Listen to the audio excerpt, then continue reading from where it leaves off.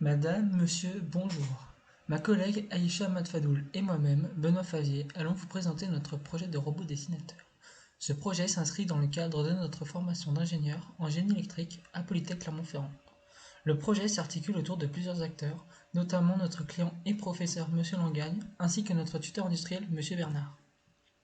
Notre projet a pour objectif dans un premier temps de récupérer une image en couleur et de la transformer en un dessin, et, dans un second temps, d'écrire un programme afin que le dessin puisse être reproduit par un bras robotique. Ce projet est un projet de démonstration. En effet, notre client souhaite pouvoir utiliser le robot lors d'événements publics tels que la fête de la science ou les journées portes ouvertes, afin de promouvoir le département génie électrique. Notre client souhaite que le robot puisse dessiner une image avec un crayon ou un stylo et que le robot soit fixé devant la feuille. Les images qui seront ensuite transformées en dessin devront être prises par une caméra ou directement depuis un répertoire d'images présent dans l'ordinateur qui lui est connecté au robot. Étant donné qu'il s'agit là d'un projet de démonstration, le robot doit reproduire le dessin en un temps minimal afin que l'expérience soit reproductible. Notre client nous impose également d'utiliser le logiciel de contrôle de robot ROS dans sa version mélodique. Nous avons choisi de séparer notre projet en deux grandes parties, une partie traitement d'image et une partie commande du robot.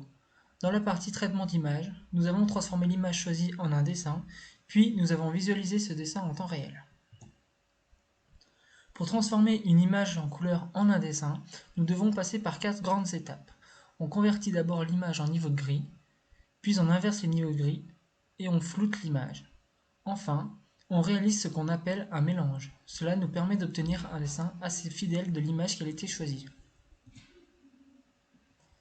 Pour ce qui est de la visualisation en temps réel, on voit à gauche la caméra qui filme en couleur et à droite le dessin associé à chaque instant. Concernant la partie commande du robot, parmi toutes les méthodes qui s'offraient à nous, nous avons choisi d'utiliser une méthode empirique, une méthode dite d'interpolation. La méthode d'interpolation consiste à tracer des lignes à partir de points.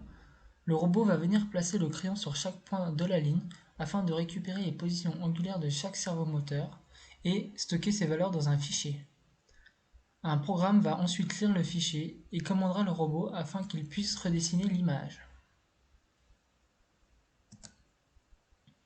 Nous allons illustrer la méthode d'interpolation par une courte vidéo qui montre le robot en train de dessiner.